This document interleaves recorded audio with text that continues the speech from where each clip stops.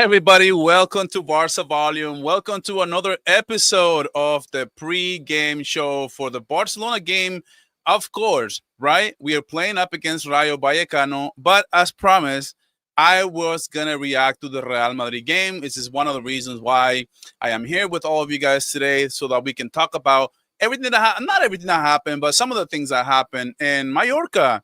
Real Madrid, wins this game 2-1, but let's be real. I mean, how does Real Madrid not go 7-1 in this game? They got like 3 to 4. I think it was 3 goals disallowed, or was it 4 goals? Let me know in the chat if it was 3 goals or 4 goals, but I can't remember exactly. Like, it got foggy out there for a minute.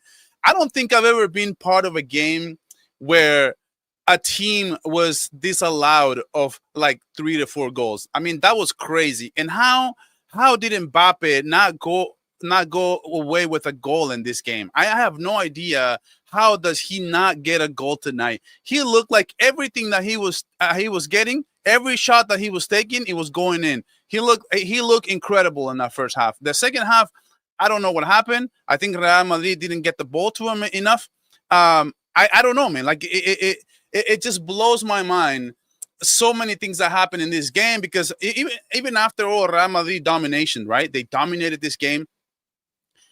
There was a shot, there was a rebound in the second half when the game was 2-1. And it's a rebound and Mallorca gets a banger shot. And I can see Courtois just looking at the ball. It was going in, bro. Like it was literally going in. And Carrera slides on it and blocks the shot. I cannot believe, dude, the things I will be saying right now. If that ball would have went in, oh my God, I would have laughed so hard because Real Madrid should have won this game going away. Mbappe, you cannot play the offside, bro. You cannot play the offside. Go back 2-3 feet away. Go back 2-3 feet away from the defender just to make sure you're onside because the speed, this man is on killer mode. And the fact that he doesn't get 2 goals tonight, it's ridiculous, bro. It's so fucking ridiculous. I cannot believe that he didn't get a goal tonight. And those 2 goals were quality goals from Mbappe. But he's just wasting opportunities for Real Madrid to score just for being onside. I don't know how Mallorca did it, man, but it was literally by splitting hairs. Anyway, guys. So I am gonna have. I'm going to have a few guests today. I'm going to have Water Cooler. I'm going to have Sam, who is a Madridista. He's a Real Madrid channel who was going to be making his debut on the show as well. But he has a show after the game. He has a post-game show or whatever. But as Warrior Cooler gets on the stage, I'm not sure. What's up, buddy? Can you hear me? Hey, how's it going? Yes. What's good, nigga? Dude, what's going on with Mbappe, bro? Like, let's just talk about it real quick because, dude, the fact that he didn't get a goal in this game, to me, was insane, bro. Was crazy to me. I mean, he got 1 goal, right? He got disallowed, if I'm not mistaken. Two goals. Yes. And Arda Güler both also of them. One of them was a chip. The second one was a chip, and the first one was a banger to the right. Yeah. That he just puts it away. Come on, dude. He cannot stay on side to save his life, bro. Like, it reminded me of the Barcelona game all over again.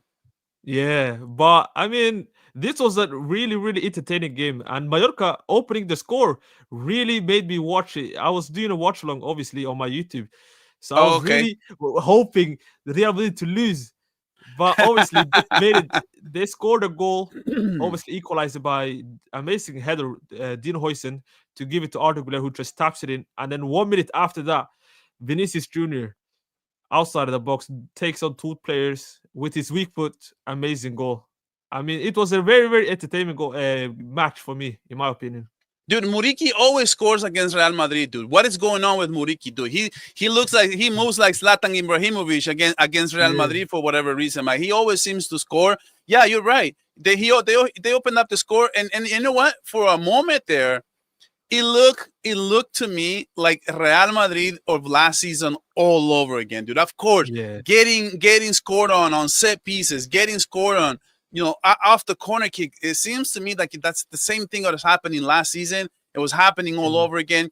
I didn't expect Mallorca to even put up a fight. I mean, the fact that this game was even in discussion for Mallorca to put that game 2-2 on that crazy thing. I cannot believe what Carreras did, man. I can't. Oh my I for the God. life of me, Madrid has to be the luckiest team in the world, dude. How Yeah. if that ball goes 1 foot up, Carreras, it does not matter. Yeah. He can slide, he can do whatever he wants. He's not stopping that, dude. He's There's not no way stopping. he can stop that. I mean, first of all, Courtois had no chance saving that. He was stuck No, on he the was just sickness. looking at it. He was just looking at it. There's no way.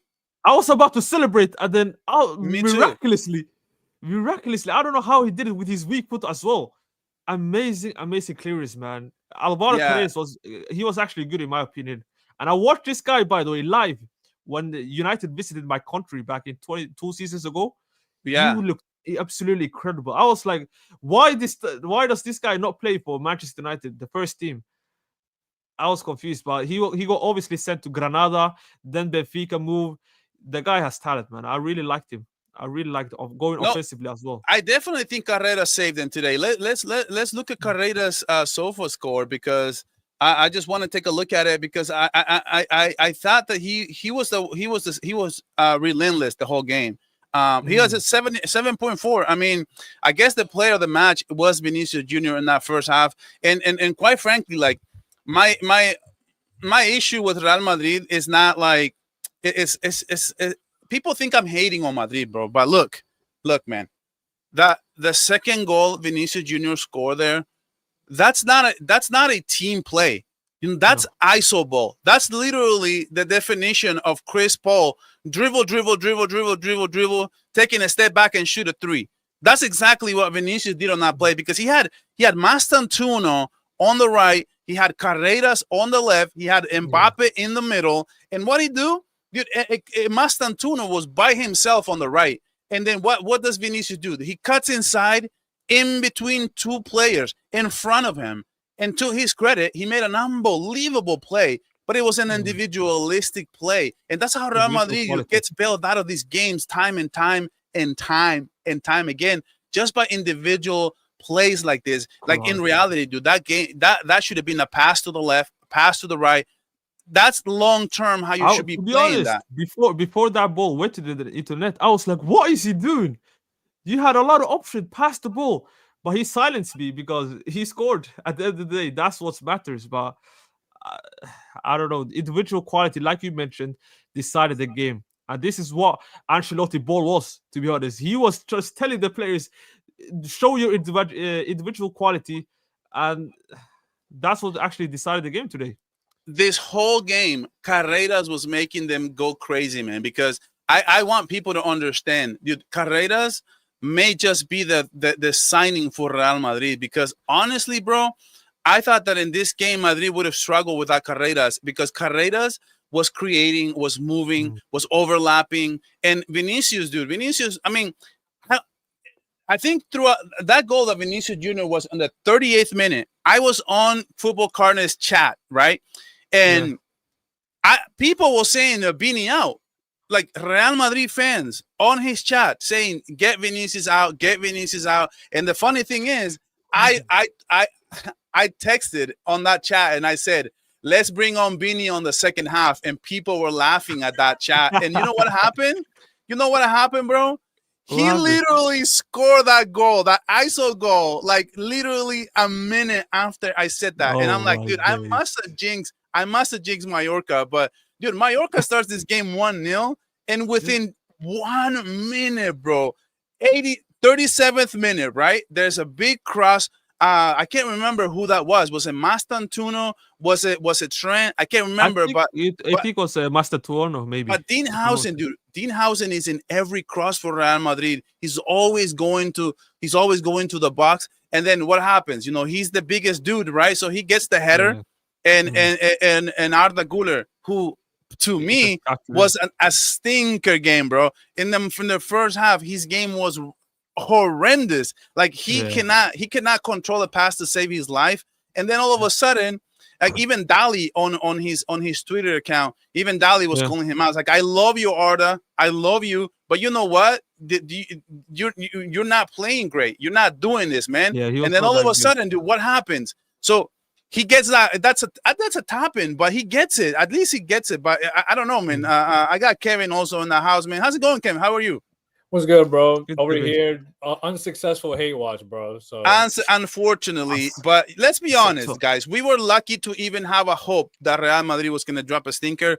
That yeah. game should have been at least 5-1 for Real Madrid. It was 3 goals disallowed, I think, 3 or 4 goals. I can't even remember. But other than that, like Real Madrid should have won this game going away. And Volume. Do you remember? To be honest, Trent. Fair play to Trent. He made an goal line clearance when Sergio mhm, Dade, the number 10 from Mallorca, just dribbled past the defense and just made a line passing to, I don't know, the striker, and then unbelievable tackle by Trent to deny that goal. But overall, I think the second half, Mallorca actually they gave me hope the way they were playing. I don't know mhm. what Real Madrid midfield were doing because that midfield looked wide open all of a yeah, sudden. yeah, I don't know. They they're wanted, they pressed really hard in the second half. It was yeah, crazy. Just like they played against us when they went down to like 9 men. They just started turning up. I don't know. Mhm. They're like an underdog team. They love to be coming up from behind. yeah. Dude, I know, but it's like, dude, even on that play, like it just bugs my mind how. Okay, so look, this is how the thing is with this type of games, right? The difference between winning and losing, it's inches, not miles. Because look, last game, Real Madrid versus Oviedo, right? They're winning the game 1-0, and then there's a midfielder, I can't remember his name, but he takes a shot and he hits the woodwork, and Courtois is literally just looking at that goal go in, and it just hits the post and it goes out. And then Real Madrid takes over the game. They win the game 3-0, whatever. Who cares? But what I'm saying is that was a little bit of a lucky bounce. But Real Right. Madrid, once again, they get another semi-lucky bounce because I got to give Carreras credit where Courtois is just literally looking at that ball go in, and then Carreras makes an unbelievable save, dude. I don't know when was the last time I saw somebody do that. It's just crazy to me. Yeah, Nah, it's no, the I fine I margins, haven't seen man. that It's the before. fine margins, like you said. But go on, Kevin. No, yeah, Yeah. I haven't seen a clearance like that. I think since like the Benfica game, honestly, like just defenders throwing themselves into the goal line. I like that. It was very FIFA-esque to me. I mean, Kovarsi did that against Valencia in the opener last season. I don't know if you guys Yeah. Right, remember. yeah. Yeah, but guys, hey, there's 52 people, 57 people watching. Please like the stream. There's only 14 likes in the stream. That way we'll get to more people. Hey, Glenn, let me know why you think I should change my name to Football Volume. That's interesting. I just want to know why you want me to change my name. What's going on, Omar? Omar's in the house. We're going to Shout be out talking, Omar. guys. Everybody who's just tuning in, though, we're going to be going over the preview for the Barcelona game against Rayo Vallecano. But we just got to talk about Real Madrid. But one thing I do want to bring up, though, because I'm not gonna go in depth. I mean, I said everything I needed to say. I mean, Trent looked good today, but I don't know what they're gonna do with the right back position there. I mean, I didn't think Mastantuono. I mean, he had an okay game, but honestly, I just want to know what's the deal with Rodrigo, because you cannot tell me that Mastantuono is better than Rodrigo. I mean, he's not. He's just he's playing it straight. Like I don't know what I Mastantuono is think doing over Rodrigo. I I mean, think maybe I've he's heard just dropping back uh, more, I guess. I've heard some Real Madrid fans said in the football cast, they said Rodrigo doesn't want to play right wing, Yeah. even if it comes with the cost of not even starting. So he only wants to start as a left winger. So that's one of the reasons I think Mastatwano, Brahim Diaz plays as a right winger. But I could be wrong. So one thing I do have to say on this before we close, before they close the topic on Real Madrid, uh, I have no idea what a handball is anymore. Like hand to my heart, I have no idea, bro. Because look, man, to me, if I'm saying the balde, right? If I'm saying that balde's handball, it's not a pen. This can't be disallowed either, because it's the same logic. It's the hand hitting the player. It's the ball hitting the player's hand. But if the hand wasn't there, that ball was hitting his chest. So to Yeah. me, I want to know what you guys think about this, I because to think me, in my opinion, I would be upset if they disallow this goal on Barca. To be honest. I think it's different rules for the attacker and the defenders, though. In my opinion, I think the rule is very harsh on the attackers because if it hits your arm, like you said, and you ended up scoring it, I think they're gonna cancel it, even though it's literally glued to your body. But if that was the opposite and it hit a Mallorca defender, let's say, that would never be a penalty. So Yeah. I don't know. There's inconsistency with the rules. I think they should just stick with one rule and then don't make any exceptions, in my opinion. But Yeah, I definitely agree with what you're saying. I think they've been looking at it differently for attackers and defenders. Although I would be upset if this was an annulled goal for Barca. I can see why they took it away if they're going to keep those yeah, same calls for Balde, right?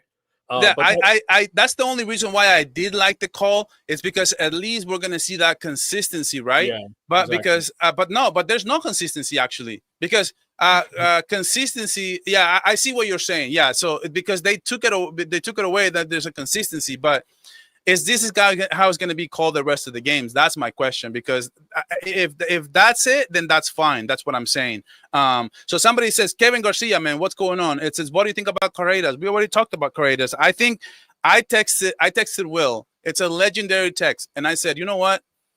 Carreras to Real Madrid will be unbelievable. And then Will was like, I don't rate him that much, and I'm like, I rate him that high. And I'm like, well, you don't rate him that high, man. That kid played incredible against Lamine Yamal.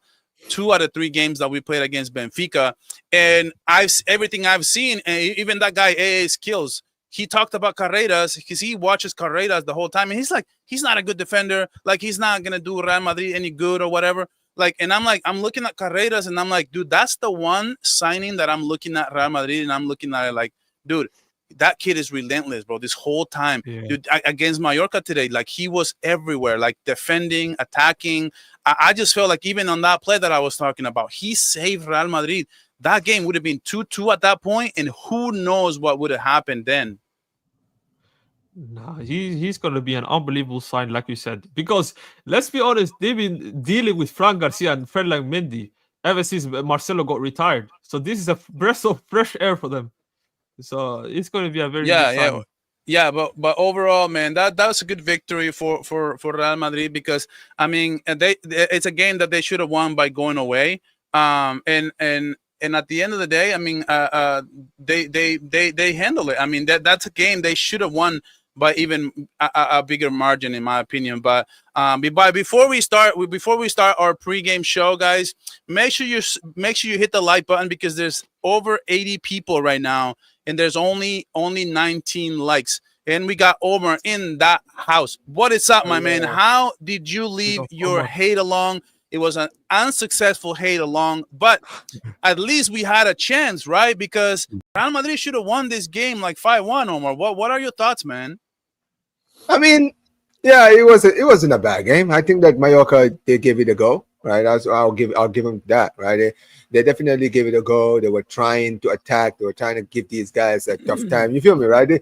They had a plan when they had the ball. They wasn't doing what Osasuna were doing, where they were just holding on to the ball and they were just like, taking their time and just like holding on to the ball and just hoping that they don't get the ball back. These guys were like, all right, well, we're gonna try to hit them on the counter. We're gonna try to, find the players, right? Make runs and all this. Yeah. And they took the lead. And truth be told, man, they should have had a goal, man. That clearance from Alvaro Carreras was ridiculous. Yeah.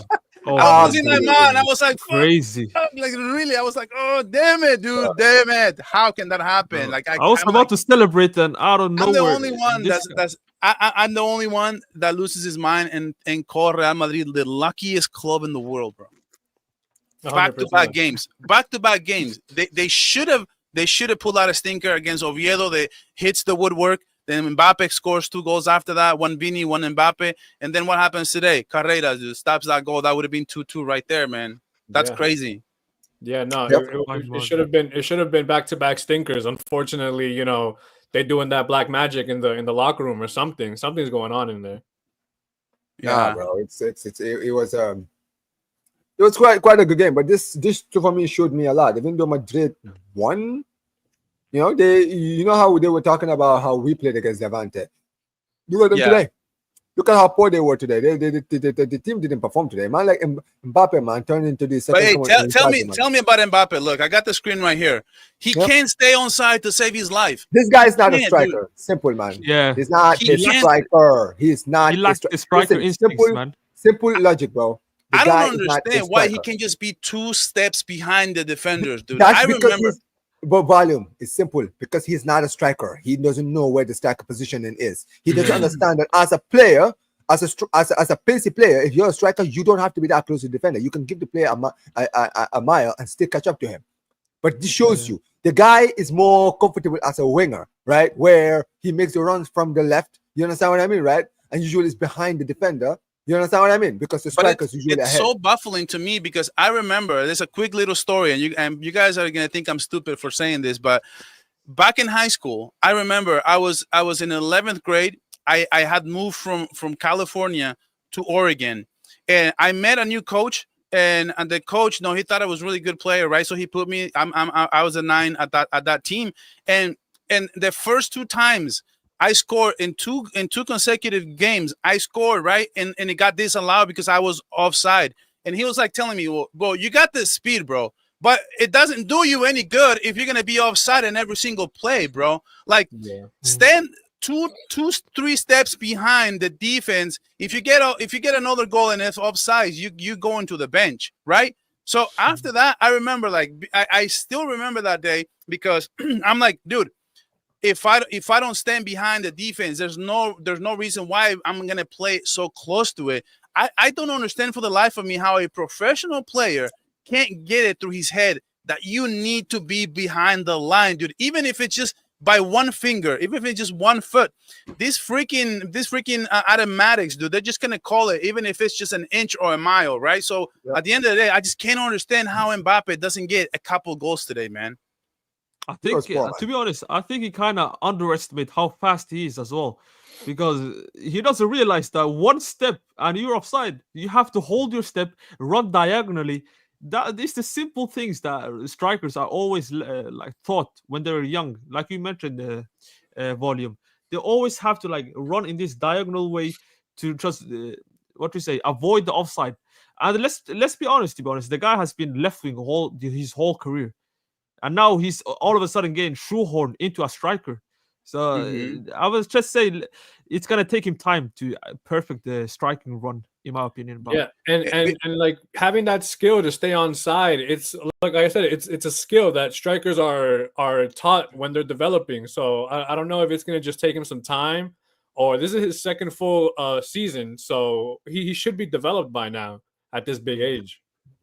So Omar, I want to ask you: did you think that Arda Güler was a handball? Because I at least the league is telling us they're being consistent because they call the handball on Balde and they call the handball on Arda Güler. And I was saying in real time, I'm like, okay, I'm watching you because if you're about to call this a good goal, what happened to Balde, right? So I want to see the consistency. To their credit, they're being consistent because I don't like the goal being disallowed. I don't like the penalty on Balde either. I don't think either of these two should have been called, and they were. So at least they're consistent. So let's give them credit. But what did you think about that play?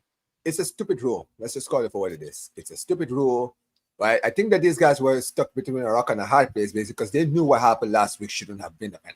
I mean, they've literally come out. Mattia Lahoste came out and said that should have never been a pen, right? So they're looking at this and they're thinking, well, listen, if we don't give this as a pen, now everyone is just going to start complaining because they're going to, well, you gave this penalty literally last week, right? Yeah. So what's the deal? So this is the thing. I think the best way the referees are going to explain this is, well, look, when the ball came in, the ball was going to hit his stomach or his chest or wherever it is if he didn't move his hand. He moved his hand in the way, and that is why it hit his hand. If he had put his mind, and his hand was not in a natural position, which is the important thing. The thing is, the rule is you're right, Omar, because his hand was like this, and then when so his hand was like this, and then he moved it like this. Yeah, so it's no longer in a natural position. Yeah, it's not in a natural position, right? So because here's the thing: the difference is with Balde was tackling. He was when he blocked, right? The hand was moving while he was sliding. You understand what I mean, right? So that is not a natural position. So that's more of a natural position because it's a reaction to how he was going down. He was standing upright. He decided to move his hand in the middle of the way. So I don't think it should have been given as a pen, but I can see how they can just say, well, it's not a natural position. You literally moved your hand right before the shot was taken near you. Right. You understand what I mean, right? So I hear it, but still, it's a stupid rule. I don't think it should be given as a pen if they go if a player closes their body. I don't think Yeah. it should be to close their body Yeah. because usually players Yeah. close their bodies to avoid a ball hitting their hands. You understand what I mean, right? Mhm. So if people are gonna get handballs, if they're gonna get handballs for literally trying to move their hands out of the way, Yeah. then well, listen, man, then the game is gone. Then what's the point? You might as The well game just is stand gone. and let the ball hit you. So one of my biggest predictions of this season is that Mbappe is going to score more than 40 goals. Like I just called it. Like and what I'm looking at, he's picking up where he left off last season, man. But I'm not gonna lie.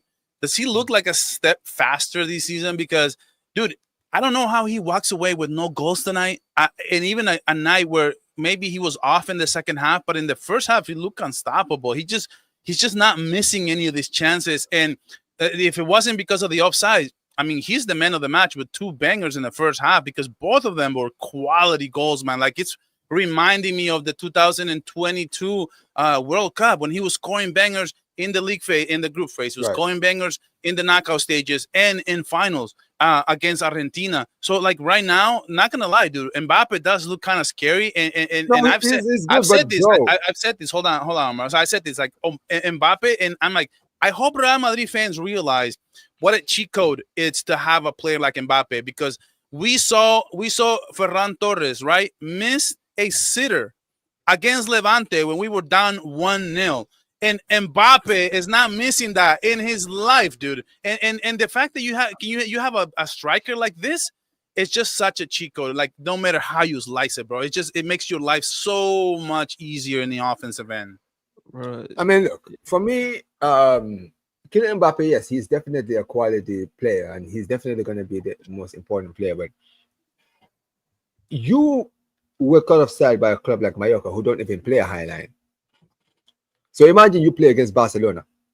Yeah, he's going to be Imagine lost. you play against Barcelona, who actually live and die by the high line. Yeah. You understand what I mean, right?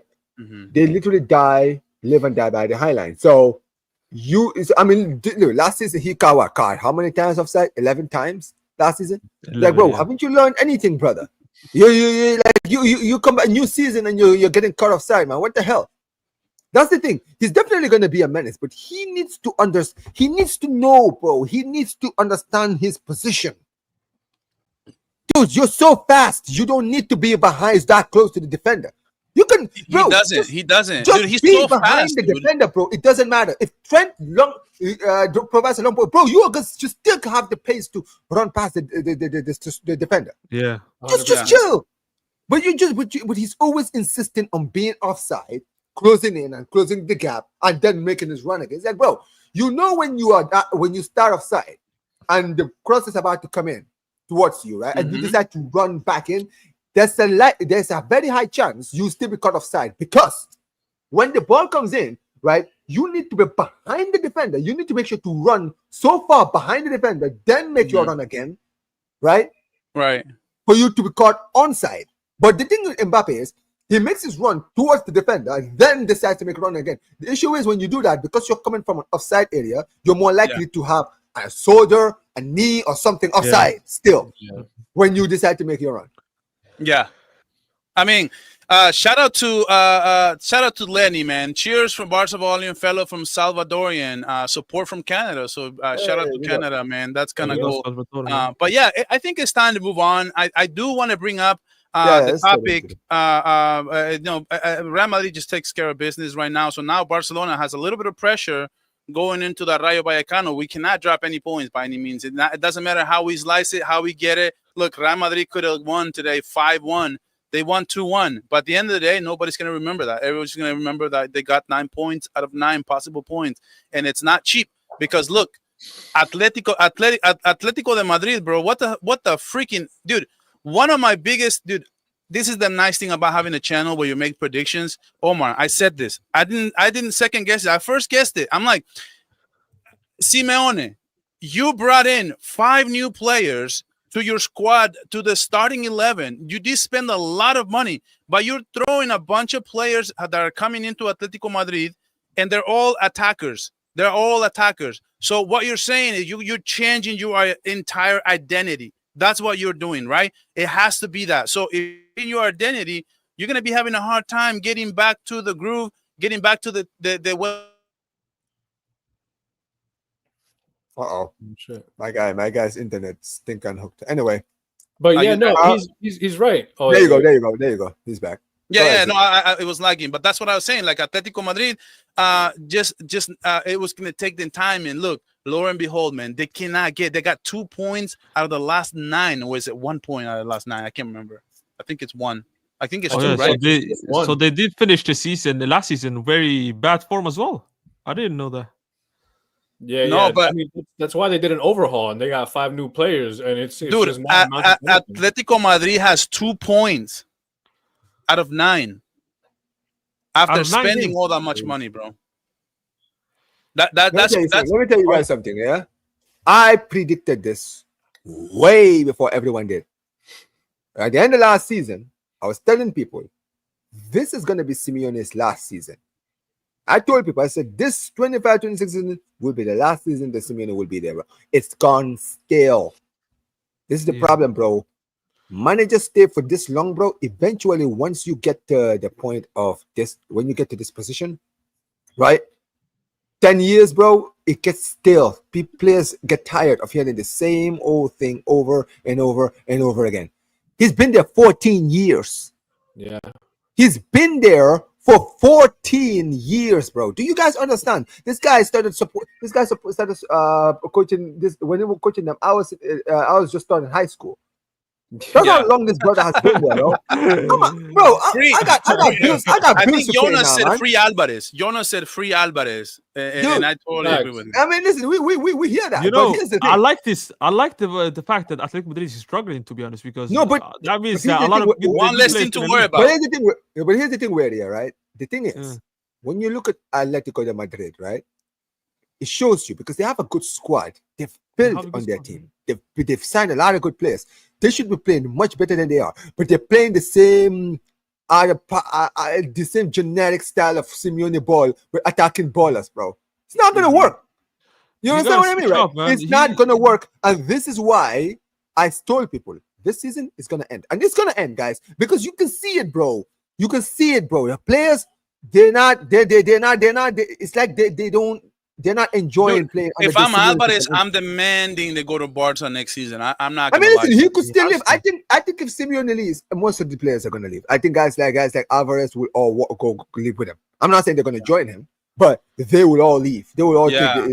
but I told people because Simeone, I think Simeone's next job will be the Inter job because I don't think Chievo is gonna stay for this whole season. I think Inter are gonna be fall off this He season, started strong, bro. and then Simeone, because he's an Inter Milan legend, if you remember, he is a legend of Inter Milan Lazio, right? So Yeah. I think that his next job will be Inter Milan, and I think that he's gonna take the job because he's gonna realize, yo, I've been here for way too long. I want to go try a That would be actually a perfect move for him as well. That yeah, would be a perfect exactly, move for him. exactly. Yeah. So, guys, so I want to move on. I just wanted to mention that because I do want to bring up before we get into the preview match for tomorrow. I want to talk about the schedule. The schedule is already here. We got the Champions League schedule. That is. Any thoughts for you guys? Initial thoughts about this game? It looks like we have to open up in England, so we did ask UEFA to give us the first game away. They delivered. They let us have it. We're gonna go Yeah. to Newcastle Thank you. first. What are you guys' thoughts on that? St. I James's think it's Park, good man. for us. I like it, to be honest. I'd like you guys. I think one of you guys said it in the chat. I like this, man. I like to get these very hard fixtures out of the way. So if we drop points eventually, I'd like it to be the early start, so we can at least have time or more games to make a comeback, at least. So St. James Park away is going to be a very very difficult ground, Yeah. and it's Yeah. going to be an amazing. I test for the watched them players to today see. though. They didn't play great. They drew was 0-0 to Leeds. I watched the second half and I was like, yeah, I was They signed a new striker, Nick Voltemada, which I really watched for the under 21 Euros for the Germany striker. I don't know if you guys know him. The very tall striker from Stuttgart. So he will be an amazing striker for them, and he's going to eventually replace Isak for them. Mhm. And they're going to be very, very amazing or big threat from set pieces because they have Dan Burn, now that Nick Voltemade, Joe Linton. I think that's the only way they can actually hurt Barcelona. And PSG away, PSG at home is gonna be an amazing game as well. So very tough. Can you imagine? Can you imagine we open up the Camp Nou that game? against That would PSG. be crazy, bro. That would Listen, be crazy. man. Listen, you know one thing we're not talking about? The PSG game will be a week after the Ballon d'Or winner has been announced. No, when Yamal wins that Ballon d'Or, you know how this PSG how pissed. Do you understand how pissed the PSG fans are gonna be walking into the Camp Nou? Like, especially let's say the Camp Nou, that's gonna be the first game in the Camp. Imagine the first game in the Camp Nou is the PSG Barca game, and Yamal walks out with the Ballon d'Or. No, Oh I my need days. Yamal because I don't care about the Ballon d'Or. I just need him to walk out with that Ballon d'Or, point it in front of everybody, and Right then the in front of the PSG face. fans have to clap him, bro. They have to, bro. They have no choice. You gotta fucking clap, bro. You know what? Clap, That is Cinema. that now the Nations League it's so crazy that Spain didn't win it. If Spain would have won the Nations League, Oh, can you yeah. imagine that storyline? Lamine Yamal right now would be ahead of Dembele. There's no doubt in my No, mind. it doesn't matter. Had they Listen, won if that. he wins, if Dembele wins the Ballon d'Or, then we can just batter them and just bring them back to reality. It is what it is. Yeah. It is We'll what it humble is. them. But still, but listen, on a real first game against Newcastle. Listen, hopefully Isaac doesn't play because if Isaac plays, I think that you know what? I think that stadium is gonna be crowd, bro. It's gonna be loud. That stadium is gonna be absolutely buzzing, right? PSG next. I think that we have two tough games, right? I'm happy to see that we're having two early games like this, right? It's a good test in the Champions League, right? Two tough tests in the Champions League, and then obviously Olympiacos, and then our next big game is until Thanksgiving. You understand what I mean? Which is Chelsea. So we're playing Chelsea at Stamford Bridge on Thanksgiving Day, right? So listen, I'll go bring to it that on. game, man. I have to go to that one. Oh, come on, man. The- Listen, you see this guy. Listen, have to I go wish to I wish I could. Which one were you? Which one? The Chelsea, London Barca. one. Is that close to you? It's close to me. Yeah. I mean, I wanted to go to the PSG one, but I'm traveling to somewhere else. But I Man, will. listen, It man. will be very Bastards. interesting. Hey, listen, man. We'll see. No, But listen, my initial thoughts on the schedule, though, what I do want to say is, I like the fact that we're getting the tougher games early. I mean, we're literally getting. I even go as far as to say that if it wasn't for Stamford Bridge, Newcastle would have been our toughest away game by far. But since we have Stamford Bridge, I can't really say that.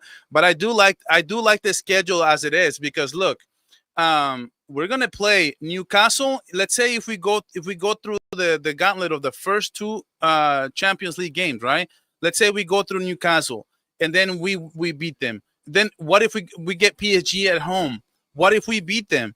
At that point, that's going to say a lot about where Barcelona is right now. Yes. And if Yes. we're beating these two teams to start off the Champions League, then that means Barcelona. That's a huge statement. And then all of a sudden, dude, we after PSG, we get Sevilla, we get Girona, we get Olympiacos.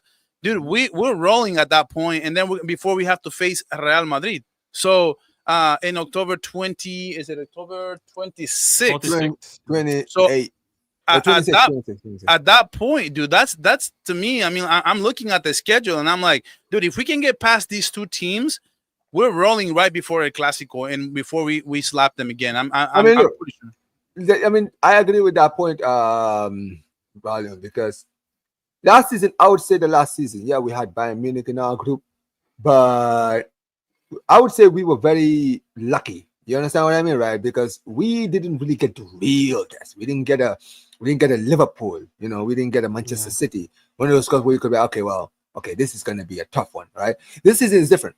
I think that PSG is going to be one that's going to really, really show where we are this season, right?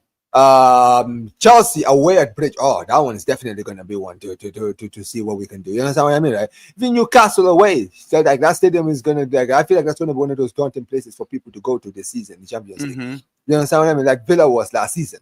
I think I think the same thing, right? But if we can win those first two games, I think that will really, really, really open the eyes of everyone in Europe to be like, Hey, Omar, before sorry to interrupt. Remember, I said the same thing. Like, if we can beat Bayern Munich, and I remember there was a gauntlet of games we had last season. We had Bayern Munich and Real Madrid, and we beat them. We slapped them both. And after that game, I came across like going like I remember going like, oh my God, dude, we are really a force to be reckoned with, because we didn't know what we're gonna be with Hansi Flick. But no, man, before we get anywhere, thank you, Kevin Garcia, man, for the super chat. I really appreciate it, man. It says big up the panel, secure those 3 points. Pablo Torre was causing us trouble, low key. But Barca, hey, watch tomorrow. I will be there. Easy masterclass a la Madrid. Wow, I thank you so much, man, from a Madrid fan. Getting a super chat from a Madrid fan. That's a respect, man. Some respect on that name right there.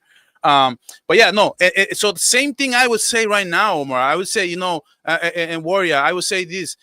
If we come out of this game, let's say we beat Newcastle, let's say we beat them 2-1 or 2-0, and then we go PSG and we beat them 3-2. I'm gonna go like we're battle tested. And when is the PSG game? The PSG is October 1st. That's a month from now. So in a month from now, we're gonna know how good we are this season and how battle tested we are going into the next couple of games before we have to face Chelsea one. If we can beat Newcastle, PSG, and Chelsea, I think that this season we are gonna be. People are gonna call us perfect. Because let's be real, right? I know there's other tough teams in the Champions League, but if Barcelona, because the PSG and Chelsea are going to be those 2 teams that many people are looking at as dark horses, the biggest dark horses, right? Yeah. Right. So if we have them both, we have both of them. So if we can beat both, especially considering we're playing PSG at home and Chelsea away at the Stamford Bridge, if we can go to the bridge and actually win over there, a place that we notoriously don't even win at. Yeah. To be honest, everybody will look at it and say, "Yo, this Barca team, no." PSG is going to be the toughest test the PSG has faced. To be honest, this team has not faced a team like quality like Hansi Flick, PSG, in my opinion. And St. James Park away also is going to be difficult. So, like you guys said, if we win those first few games, then the rest of the season, the Barcelona, they're going to boost confidence. They're going to absolutely steamroll, in my opinion, the following games. And I don't know if you guys remember, but before the Bayern games and the Clásico last season, we absolutely cooked Sevilla in that same week, 5-1. So winning these first La Liga games as well matters more. So I really hope Barcelona don't even drop a single point the following games up until that PSG game or the Newcastle game as well away. So it will be very important. And really important, I'm going to have to say this, Araujo, he's a very lucky guy. He has the chance to redeem himself this season against PSG. I really hope he delivers. Yeah, I can't believe, but I feel like I'm the only one saying this. Like, why can't UEFA get the schedules right? Why can't they just do standalone games? Why do we have to watch all the games at the same time, like we're watching Red Zone on NFL Network? It's just like, to me, for the life of me, I don't understand it, dude. Why? If I was UEFA, you know what I would do? On Tuesday, right? Most of the games are going to be at 11:30. 9:45, standalone, PSG, Barcelona, the first season opener for UEFA. I'm putting PSG up against Barca. That's what the NFL does. The NFL puts the whoever won the Super Bowl, they put them on Thursday night before they have to go play before Sunday, right? So on Thursday night, standalone, dude, we watch the champion of the Super Bowl up against another team who was probably going to be the toughest game of the year, and they put it up against that. Why can't UEFA do something like that? But this is the thing, because you know why? Because let's be honest, when it comes to the NFL do these things for buzz. It's a buzz. It's nothing to do with like, oh, well, the Super Bowl, we want to feed the Super Bowl team. Obviously, yes, everyone wants to see the defending champions, right, defend their crown first. That's true, right? And they want to see them play the big team. Yes, that generates revenue, but that's what the United States, that's what we're known for in this country, right? Everything is about buzz here. That's why they always make sure that the Super Bowl winners start with the season, right, against one of the top contenders. Because that is going to be the one that's going to bring everyone is going to take it and they're going, oh shit, the Kansas City Chiefs are taking on these guys. They're taking on the Baltimore Ravens. You understand what I mean, right? So it's like, everyone is like, even if you don't support neither of these teams, that is a highlight game. You're going to sit down and watch it. You understand what I mean, right? Because that's what it is. They want to bring the buzz. It's the first game of the NFL season, and everybody's going to watch. But in the Champions League, it's different. So in Champions League, they don't do things just for the buzz.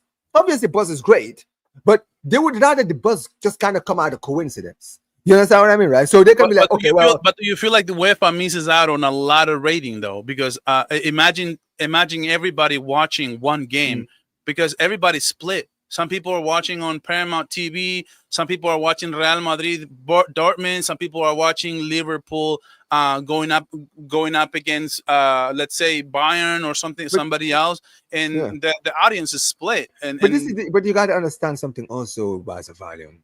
The scheduling, there's league competition, there's Champions League. There's not enough time to, move these games. You understand what I mean, right? Because Mhm. sometimes league competitions are happening. Sometimes teams play like on a Sunday and then they have to play on a Wednesday again. All right. So if you start moving the games too early or too late, that's going to affect the next game or the game that they just played. You understand what I mean, right? So that's Yeah, why the clubs have to do what they have to do. But here's the thing also, but Barca sometimes it's Volume. just a couple hours, because if you do, let's say what I would do, I would say, you know what, scratch that. Why don't we do, instead of 11:45 that ends at 1:45, why don't we do the PSG game against Barca at 2 p.m. Pacific time, for example? I know in Europe that's probably going to be really, really late. I guess that's why they wouldn't do it, but That's I my don't know. I'm point. just. That's my point. You're missing out on other audiences watching the game. You understand what I mean, right? Look, Mhm. the Champions League is the Champions League, bro. This is the thing, right? See, because in the United States, not everybody outside the United States watches NFL. They always have to. They always have to fix the schedule so that the most people in the country are watching. The Champions League is worldwide, just like the World Cup. Yeah, Everybody's watching it. So you don't have to put a franchise game, because whatever game you pop up, everybody's going to sit down and watch. This is why when they do the draw for the World Cup and then we stumble into a group of death, there's something beautiful about that, because you never prepare for that. You're never like, oh, could this team play this team or that team play? Now, obviously, in the Champions League, we know we're going to have a big game. But you see how when we did the Champions League draw, when I was doing the Champions League draw, and Mhm. we found when they pulled up Barcelona, and then we knew PSG, Chelsea. Everyone's like, holy shit. You understand what I mean, right? There's something, the unpredictability of that is scary. You feel me, right? Just knowing Yeah. that, oh, wow, we did not see this coming, but we're excited because we did not see this coming. That's the thing with the Champions League. Champions League is worldwide.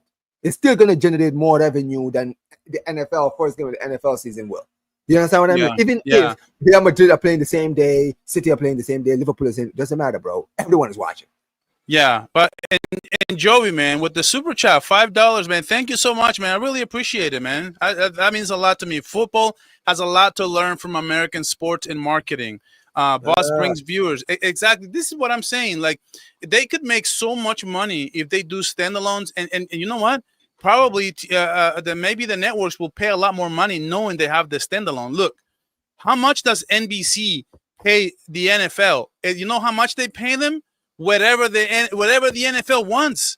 Whatever the NFL says, pay me this much, that's how much they pay, because they want to keep it. They always want to have the Sunday night game. If they have a standalone game like that, that's all they need. Just make the game of the week on standalone. And dude, it would bring so much viewers and so much revenue. It's crazy that it's Barca not even volume. done yet. I think they do that, but only in the World Cups. You know, they only do that the opening games, where the host nation and the other Yes. team, other nation. That's the only Because time I think there they was a do. time where that in the early 2000s when they had two games in a World Cup opening day.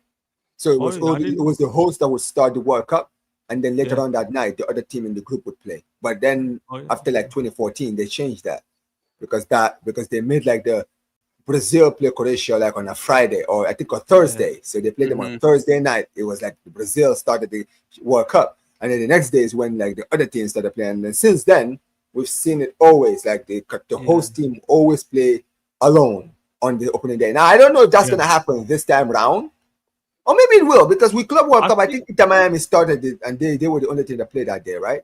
Inter Miami Uh-huh. versus Yeah, Palmeiras yeah. Yeah. But the against thing is, the World Cup this year, there are way more nations. So I don't even think they have the ability to yeah, only host I one think game. we're gonna see more games in a day. Yeah. So I I think mean, Europe, it's like, I don't know, like I don't know if they don't get it, because even the Club World Cup, bro, they had the games during the day, and I get it. Your viewership are in Europe. That's probably Yeah. why they want to do it that way. exactly. It's probably why. But dude, those stadiums are not filled because these people are working during the day. If you put those games at night, Then don't play the night. stadiums Don't will play be the packed. tournament. But this is the thing, then volume. Don't play the first Club World Cup in the United States of America. It made no sense that they brought the World Cup here, the first one. It should have been in a country which is football obsessed, because you know it's the Club World Cup. Play the Club World Cup. It would have felt bigger. It would have felt bigger. England, that's right. Play it in France. Play it in Germany. Play whatever you want, bro. Play it in Europe. Play it in South America. Play it in Brazil. Play it in Argentina. It doesn't matter, bro. If you play this Club World Cup in Brazil, bro, I promise you, every single game would have been packed. Because Real Madrid, Brazilian Madrid fans would all pack that stadium. They would pack that stadium. Forget about the Madridistas who travel from Spain. I'm talking about the Brazilian Madridistas. You think people are not going to come out there and watch Vinicius play, Rodrigo play, all those guys playing? They want to see it. It's a World Cup here, bro. We have the World Cup here next year. I think it was all commercial. It was all commercial driven, sponsorship driven. That's the reason why La Liga wants to play a match in Miami. It's all because of the World Cup. That's all everyone. That's all FIFA's thinking about. How to get that money in their pocket, you know. I think that was about to, exactly what I'm about to say. I think the only reason they decided to go to USA is because of the World Cup, and I agree with Omar. I think they should have put the Club World Cup in the USA when the Club World Cup is already an established, established tournament that everyone knows.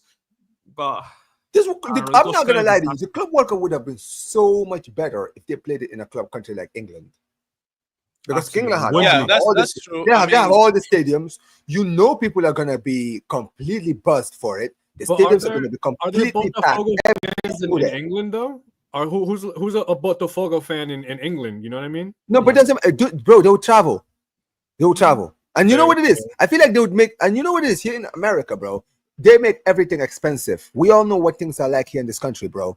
Tickets and all this stuff, bro. They're ridiculous. In England, they would not make it ridiculous for the traveling and Brazilian fans, right? They would make it affordable enough for these people to be able to come and watch their country. This is the thing you gotta understand, bro. They want the Botafogo, the Flamengo fans. They want these guys to travel because they want to see these guys completely like take over the city, man. They love it. They want to see foreign fans from other countries bring like their noise, you know, their celebrations, the way, their culture, everything with them to the country. The problem is in America, bro, they don't give a fuck about any of these stuff, right? It's all about money, bro. It's about the money. Like, look at, like, do you think that look at the stadiums, right? Sometimes when you're watching the Club World Cup, look at when they are like outside. You see how the fans are when they're outside, completely riled up.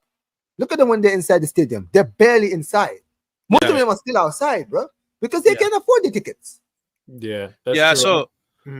So guys, I think it's time that we switch our attention to tomorrow's game. We are playing up against Rayo Vallecano. Vallecas, man, it's going to be one of the toughest environments we're going to face this season in La Liga. And it's up tomorrow, dude. It's not going to be easy. I already made another video on my channel kind of going over the strengths and weaknesses. But overall, man, I want to hear you guys' takes before I give you guys mine. I want to hear you guys, Warrior Cooler. Let's get it started. Let's get the party started. Let me know, what are your initial thoughts on the game tomorrow, 12:30 p.m.? First of all, I did my research, and especially at that stadium, the last time we actually was the last time we won was obviously last season when Danny almost scored a winner. But before that, we actually struggled since they got promoted back in 2021. Did you watch that match preview this morning?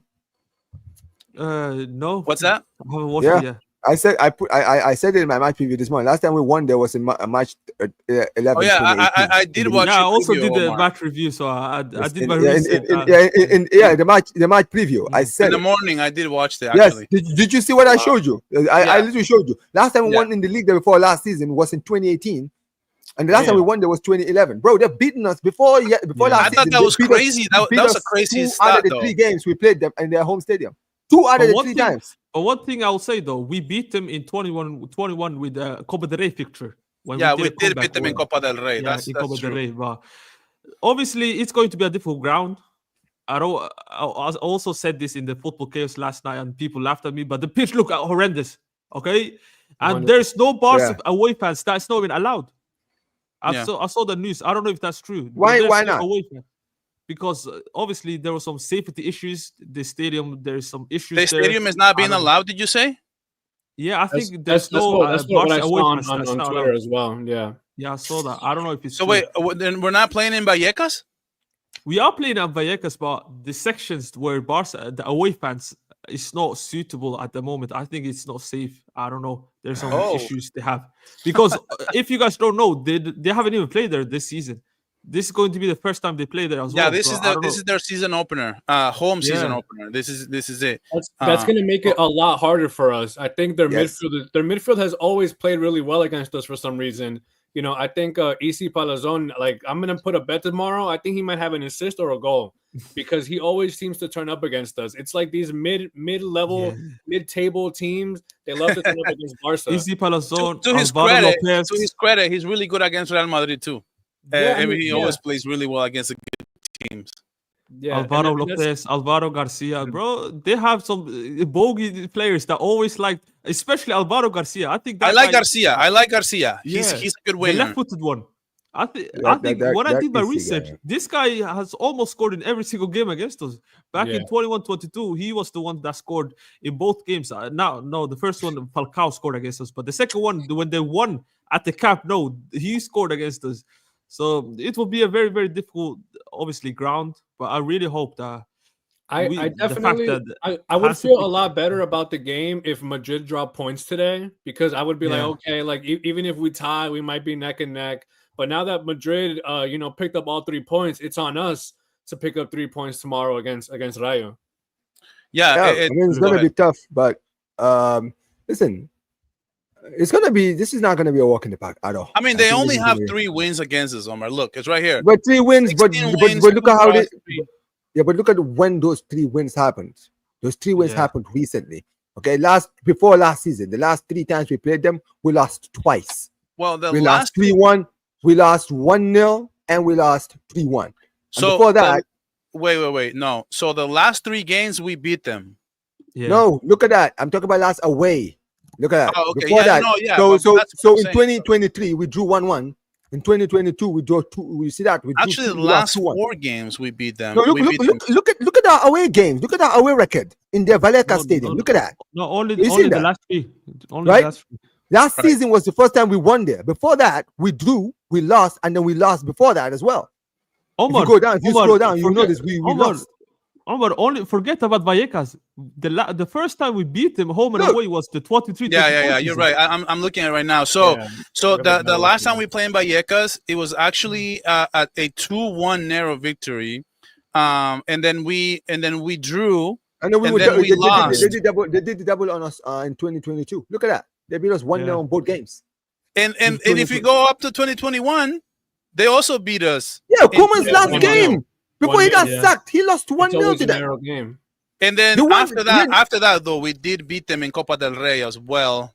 From But this what is I my can point. see. But in the league, we've before last Yeah, season. this is last not a time we good beat them place was for us. 20. No, I agree. But this is This not a but good that's the place. point I'm saying, right? Listen, it's gonna be tough, and this is the thing, like you mentioned, man. They have won 1, lost 1, and this is the thing. The last game they lost to Atletico Bilbao. They played very very well. It was a close game, 1-0 defeat. Right before that, they beat Girona 3-1. So they are in good form. This is the first game at home in front of their fans. You know they're gonna get riled up for this one. You understand what I mean? Yeah. Right? Man, like Yeah. Izzy, We man, just the gotta boss headed trust- demon. We gotta Madrid trust man- Hansi Flick, bro. We gotta trust Hansi Flick what he's gonna have in store. Look, for us. man, look. We can trust Hansi Flick all we want. Just don't underestimate the team that you're playing Yeah. against, because we did that against Levante. I'm sorry. I want to hear this whole trust Flick this, bro. Last week we thought Levante was going to be easy. Yeah. You Trust promoted club, Gerard but it wasn't. Maldini, who just got registered. Yeah, new number 18. Whatever, man. Number this is the 18 as point- well. but this is the point. The point I'm trying to. Oh, Oh, your mic. I think your mic. try Is it it, out. can I mute? Sorry, Okay, yeah, there it my mic just. But yeah, my point is, it doesn't matter, bro. Last week we came into this game.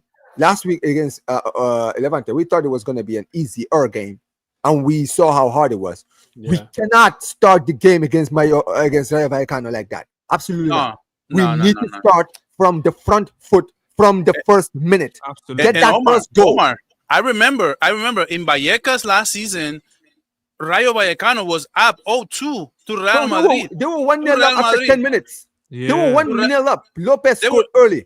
They were beating Real Madrid 2-0 in the first half, and and I remember Jude Bellingham had an amazing banger to get things started. Valverde, I think Valverde also. Oh, that was banged it. Valverde. Then it was Jude No, who Valverde. tied it, something like that. And then they almost pulled out a stinker, but within like 10 minutes they had that This game. is the point that I'm I trying to think make. it finished level. 3-3. No, the But see 3-3. I that- think it finished. Yeah, yeah. Yeah. Vallecas is not a fun place, bro. But Vallecas this is not the a fun. point. But this is the point, right? I think that when you look at this game, it's gonna be tough. I think we need to start from the front foot from the start of the game. Let's score the first goal. Yeah. Last season, we considered first after the first 10 minutes, and bro, we were getting battered in that first half. Danny Olmo came in the second half and changed the game, and we won and then ended up winning 2-1 in the second half. Right? We can't make the same mistake again. We need to make sure that we play a very strong lineup tomorrow. You understand what I mean, right? I want us to bring out because listen, it's the last game for international break. These guys are going to international break next. You feel me, right? That's the main reason why I need Barca to be on their own. That's what I'm saying. Bring the best 11. Bring all the best. Danny Olmo's healthy right now. The worst you can do is going to the international break with a loss and then And coming this is why back. it's important to win, and that's why it's important for us to play our best 11. It's important for us to go out in this game and play our best 11 and win this game, right? We need to win this game, right? Get 3 wins out of 3, just like Real Madrid. We cannot be losing ground to them. Absolutely not. No dropping points. I think the You best understand thing what I mean? Barcelona could Because do after the tomorrow- international break, they have to play Sociedad, they have to play Espanyol, and they have to play Atletico Madrid. So Yeah. But we're gonna save our predictions. Does anybody want to say something before we talk about the lineup? I think the best thing in terms of the football, Barcelona have to kill the game early. No, do not let the fans get into the game, because the more the game goes goalless, the more confidence the Rayo Vallecano players gonna get, the more crazy and wild the fans gonna go. So I really hope Barcelona scored an early goal in the first 5 minutes to kill the game, kill the Dude, momentum. in the 15-20 minutes, if we scored a goal, that's gonna be so much. It's gonna be so much better for us to handle this game, particularly, especially where we're gonna be playing. If we can get an early goal, it's the same thing we said about last game too against Levante. We said we need an early goal, and then it's all hell's gonna break loose after that. Same thing here. Like if we score, it's so important, especially when you're playing away from home in a hostile environment. That this Vallecas is going to be crazy, man. I just don't underestimate it at all, bro. But yeah, let's talk about the lineup though, because I want to get you guys' thoughts. I mean, from what I'm looking at, of course, this is not an official lineup. The official lineup will be dropping tomorrow. Yes. But what I'm looking at it, I'm totally expecting to be Kunde to be starting here. Can I quickly say what I have to say? Because I'm hold not on, going to let be me here for too remove the long. chat because I can't see your face. So I'm not going to be here for long, but I'll say this, right? If you Miguel, you watched my match preview this morning. You saw the lineup that I put up. I think that's the lineup I want to see tomorrow. I want to see Christensen get his first game started tomorrow. Bench Kobashi this game. I want Kobashi benched. You understand So you what I mean? want Right? Araujo and I want Araujo, yes, because I know okay. at the end of the day, I feel like, listen, say whatever you want about Araujo. Araujo has not been terrible. He's not been terrible. People No, like he's to not listen, been but good, he though. has not been terrible. You feel me, right? So Araujo, I'll put Araujo and Christensen as the defensive partnership. I'll bring Kunde to start this game, right? He hasn't started any games. I think we need to just kill this, this speculation that keeps going in the air. Wow, why is he not playing? Why is he not playing? Just play him. All right, last game before the international break, play him. Right, start him in this one. Right. I think the midfield is correct. I think that we're gonna see De Jong and Pedri return in this game. You understand what I mean, right? I think football is also correct. I see Danny Olmo because he hasn't started any game so far this season. he has to start, bro. He has to He start. needs to start this game, right? And also, here's the thing. I know he scored in the last game, but truth be told, I would start Lewandowski in this game. I think Lewandowski, If I think he's available and if he's yeah, I mean, listen, he bring played him on. he made a Bring cameo him in the on. last game. He made a cameo in the last game, so clearly he's okay to play, right? I would play him He's just to not give on him the some injury confidence. report, by the way. He's not on the injury report. From Exactly. What I saw. So bring him He's in. back. Exactly. There you go. So I'm not saying he should play 90 minutes, by the way. I'm just saying bring him in, give him 60 minutes, 65 minutes. You feel me, right? Give him some match sharpness, right? I want him to let him get a goal because I feel like if Lewandowski gets that first goal of the season, that will give him the energy to come back after the international break and just continue from where But he do you left think it's a little unfair to bench Kubarsi when he's been playing out of position, and then the first move you make is getting Kubarsi out and bringing in Christensen to play as a left CB and then keeping that? Here's the thing: when Araujo makes mistakes, he gets benched. I've seen it happen. Kubashi makes mistakes too, bro, but we don't see Kubashi get benched. I think Kobashi needs. I think Kobashi. Maybe needs he needs to do the Vinicius treatment, like bench him This so is that my we can point, motivate man. him. I feel like we as fans, right? I'm not even saying talking to you specifically, Barca Valiant, right? But for me, I feel like Kobashi needs to understand, bro. You can't. I don't. Doesn't matter, bro. You are in the big boy leagues now. You're playing with the big boys. If you don't play well, you're gonna get benched, bro. Hold this bench and learn to be better, bro. Because you got great potential, but this is the thing with players who have potential, man. Sometimes they don't reach their potential. You understand what I mean, right? Potential is Yeah. nothing without actually working hard to reach that potential. You understand what I mean, right? So he needs to learn to be better. So for me, I want to see Christensen get an opportunity to start this game, right? And Kobashi hold bench. I'm not saying he's going to hold bench forever, but listen, if we get the Araujo Christensen partnership and it works out, that's just another combination for us to look at and say, well, Kobashi and Araujo Christensen is cooking, man. I mean, they had a good partnership back in 22-23. So yes.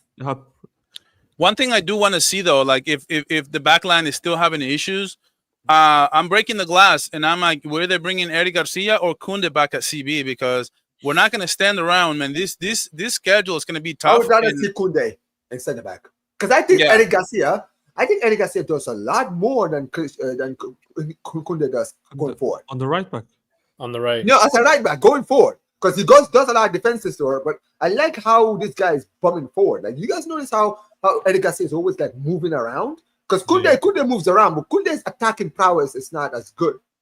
You understand what I mean, right? I think Eric Garcia is more better on the ball than Kunde, but I think offensively, I think Kunde actually have a better chemistry with Lamine Yamal than Eric Garcia has with Lamine Yamal, because they definitely do a lot of give and go, Kunde and Lamine for sure. But they have a better chemistry for sure, 100%. I couldn't see Eric Garcia getting CB minutes at all, especially if we have Christensen available. Yeah, I want to see Christensen because he played in the preseason and he looked really sharp. He looked like he fits the defense. He looks like he's always making the right decision. Nothing that he does is going to jump off your screen, but everything he does is so IQ. Like he's very meticulous for what he does and everything that he does, and he's so consistent that's the only thing that his problem is, like Olmo, right? He's always getting injured, but when he plays, he hardly ever makes mistakes. And to me, I agree with Omar. I think we need to start seeing something different. Need to try something different, man. We can't just keep Kowalski out of position and have Araujo there. I think at the end of the day, I think we need to either have somebody like Christensen and Araujo. I do agree. Maybe Omar's right. Maybe we need to bench Kubarsi for a game and let them think and see, like, he needs to bring his A game and come back into his very own. So what do you guys think about Fermin though? Do you guys think Fermin even plays tomorrow? Yeah, I think listen, I mean, if he's available, he will play. He can get subbed in. I don't think he'll start though, because I think Dani Olmo has made some good cameos. Yes. I think he deserves a start. I think it would be unfair to start Fermin solely because of the rumors. But by the way, did he get any minutes last game? I don't think he did. Yes, he did.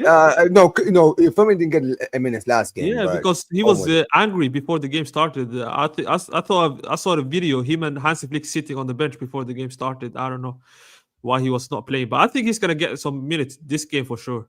Off the bench. All right. So since the lineup, right? So as far as the lineup, do you guys see anything different going on here? Do you guys see anything that? Yeah, I'm gonna see. We're gonna see a lot of changes. So Omar, do you think Lewandowski starts over Ferran, and do you think Kunde starts over Eric? The Lewandowski one is a stretch. That's what I personally want. I don't think it's likely. Olmo, I see him definitely. I personally want to see Kunde back in the lineup, to be honest. Yeah, so Olmo is the one that I'm almost 100% certain he will start. Kunde, yeah, you know what? Kunde, I'll go out of a limb and say, yeah, he will start tomorrow. Because I think it's time to start getting a little worried if Kunde doesn't start tomorrow. I think it's going to tell me a lot. Like, I think after the international break, if Kunde is not back in the starting lineup, then that means really Eric is just taking over in training and during the games, of course, because otherwise, why would he be starting over him? Yeah, I think tomorrow. By the way, go on, Kevin. Go on. I was gonna say I think Kunde needs to start because we have the Newcastle game coming soon, and I think Kunde is gonna be our real killer in those UCL games. and he's going to need minutes to gel with this team. I know Eric Garcia has been getting his minutes right now, but I think Kunde is going to be our big weapon for UCL. Yeah. for sure. But I think tomorrow we'll be tested, especially on that left-hand side, because Rayo Vallecano is a very attacking team, especially with the left foot Alvaro Garcia, like I mentioned. It's gonna be very, very tricky. Is the Palazon. So we need a defender that can actually stop 1v ISO players who can dribble. And I don't think Eric Garcia is better than Kunde at that.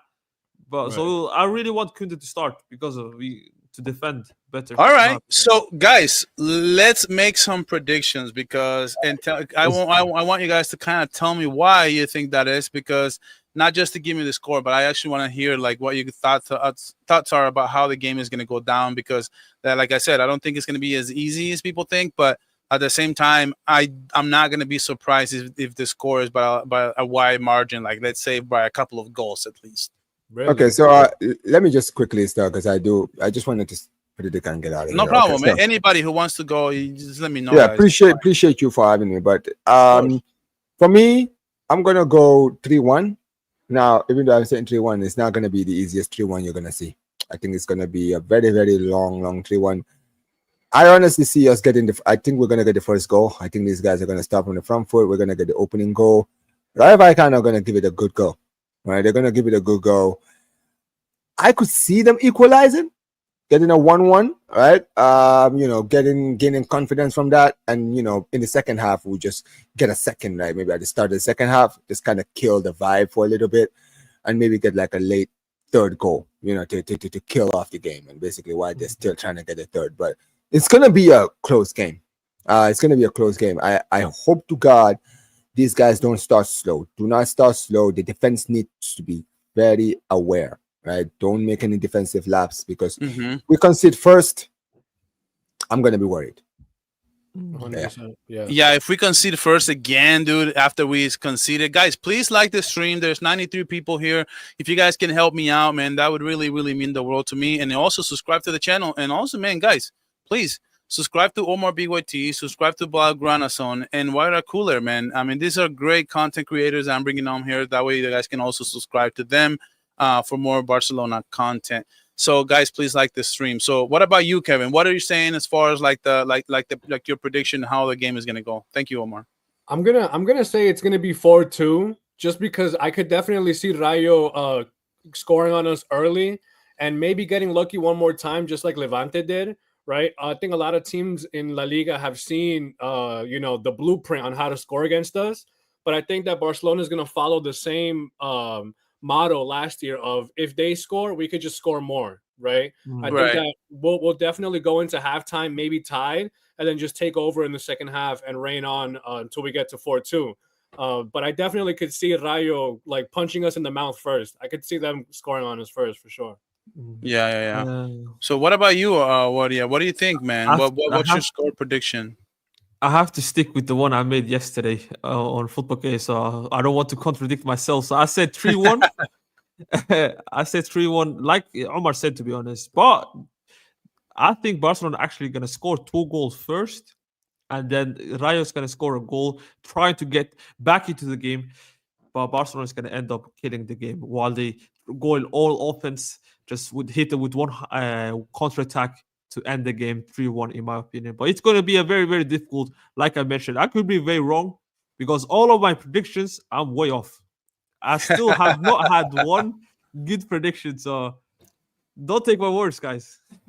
So I have a question, though, Warrior, because if you say you have to stick, kind of sounds like you're second-guessing yourself. Are you saying you have to stick with it because you have to, or because you're feeling different about the game? No, because I already met. I still feel the same, but I made a prediction yesterday, and then to change it one day after it's not gonna make sense. So nothing's changed. Nothing changed. No, to your credit, I predicted as well on my match prediction this morning. I said 3-1 Barca. I think the game is going to be a little difficult. I think I'm not going to be surprised if Barcelona starts this game 1-0 and then Rayo Vallecano somehow ties the game and then Barcelona finds the way around this game and ends up winning 3-1. But I think it might be 2-1 for most of the game. It's not going to be, I think, as easy. Like I said, no. The problem here is like from when I looked at strength and weaknesses. Rayo Vallecano is a team that likes to play in transition, so they're not going to necessarily park the bus. They like to play with their attackers, with their wingers. They like to attack. So that's the nice thing about them, that they do like to attack, because Barcelona is going to find room to attack them as well. So I like that. And I think Barcelona, like I said, I think it's going to be tough, but they're going to be 2-1. And then maybe Lamine Yamal will score another goal and make it 3-1. Maybe Rafinha scores another goal and makes it 3-1. But what I do see, though, it's a lot. I think having Frankie back in this game will be important.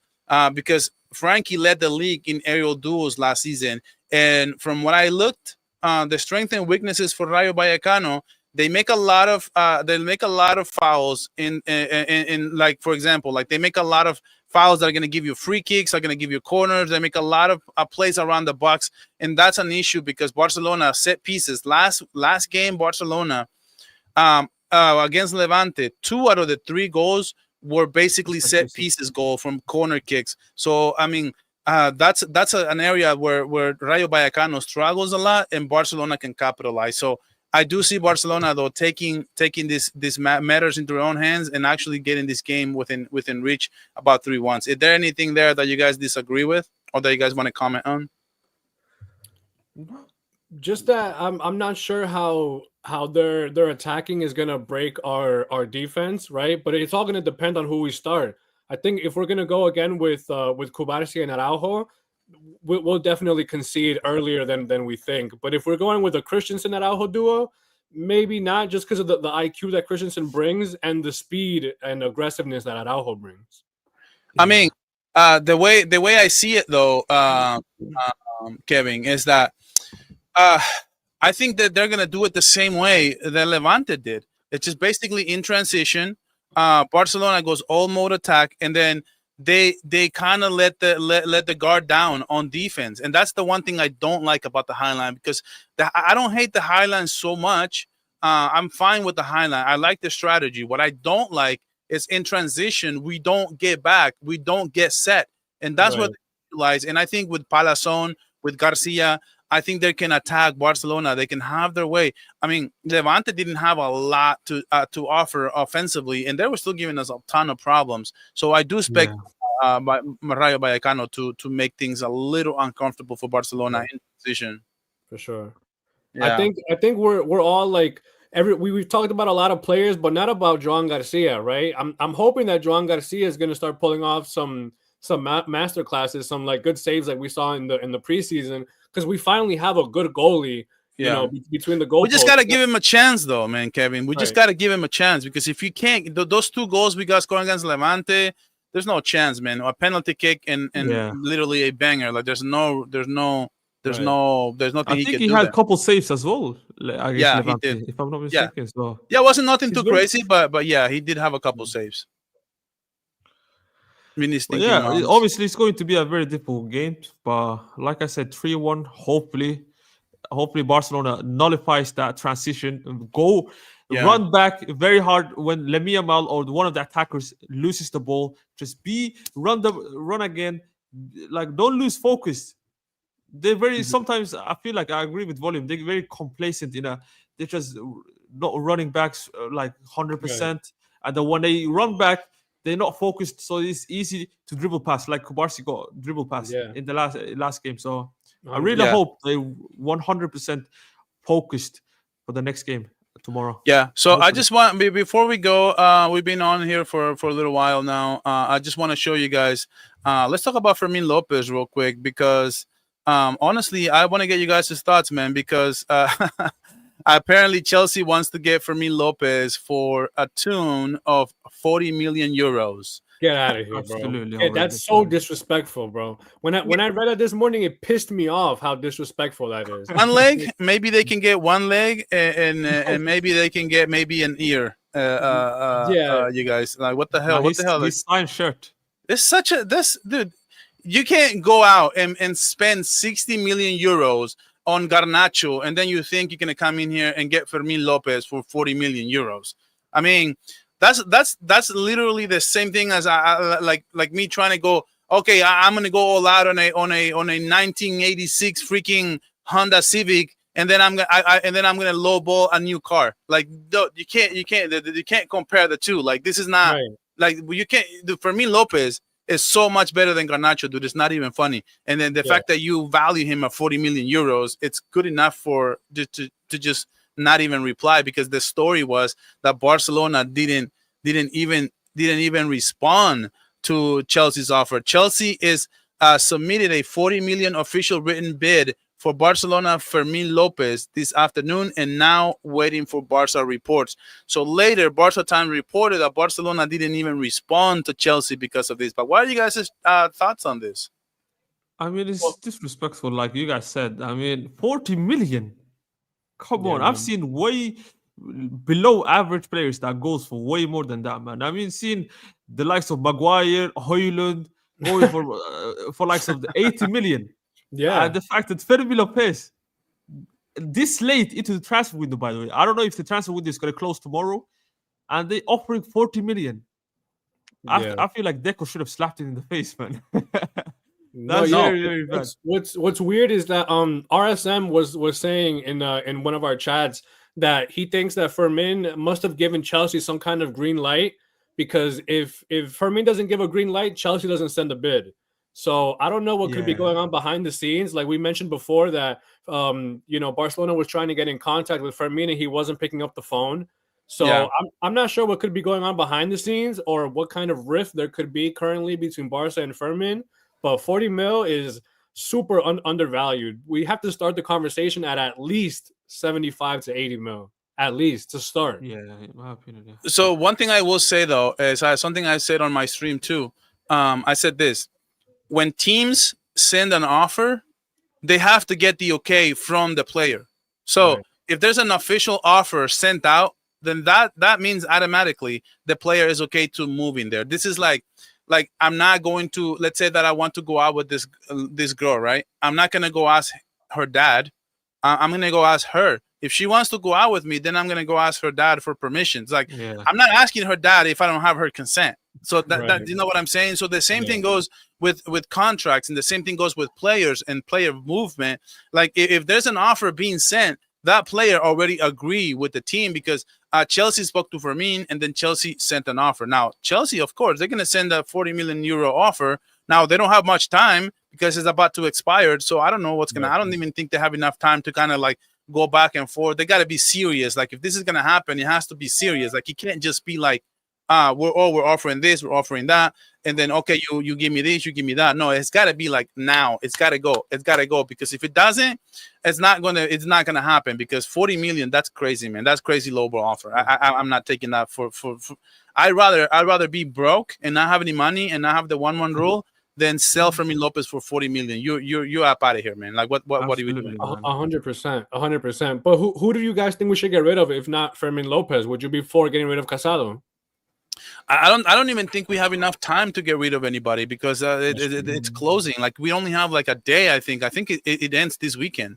Oh yeah, yeah. Yeah. Barcelona Sunday, gave I Fermin think. Lopez up to today, I think, because I think it ends right away. So that's another problem. Like if we sell Fermin, we don't have enough time to strengthen our squad. So why Right. would we sell him for cheap? Like I don't think this is gonna happen, just solely because where Chelsea is, where Barca values Fermin, and where Chelsea values Fermin, and there's no time. We're up against it. So at this point, I just don't see it happening. Like if you ask me, there's probably like a 20% chance of happening, because I don't think they're serious enough to even make it work. Yeah, Yeah. I think like that comment said, Barca actually values him at 90 million.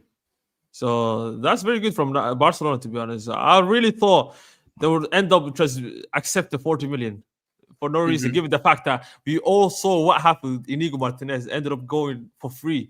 So I'm really happy that Barcelona are actually holding their position, showing that how important Fermin Lopez is for the club, man. I mean, Yeah. Danny Olmo is not gonna stay. I really hope he stays a whole season unfit, but the guy is injury prone. And Dude, Fermin Lopez is how cool would it be if we can get Fermin Lopez? If we can get Danny Olmo's full season, dude. for a full season. Yeah, would be absolutely- his season at Leipzig was absolutely legendary. I watched him deny Harry Kane his first trophy. Like Yeah. Dani Olmo was going absolutely insane in Germany, and that's exactly what I wanted to see at Barcelona. We were able to see little glimpses of genius, but to have a full season of Dani Olmo is going to change our midfield 100%. I really hope they put him the same thing they did with Pedri. To be honest, I think they did some special. They had something special for Pedri. That's why he didn't get injured this season. I really hope they put that program on Dani Olmo this season because we really need him, man. I know that would be so great because at the best, when Dani Olmo was at his best, Barcelona was looking like it was hitting in all cylinders. Like even throughout some parts of the season where we were scoring a lot of goals, sometimes we didn't look as good. Sometimes we kind of looked shaky and we ended up scoring goals, but we didn't look as good. Lewandowski was missing sitters.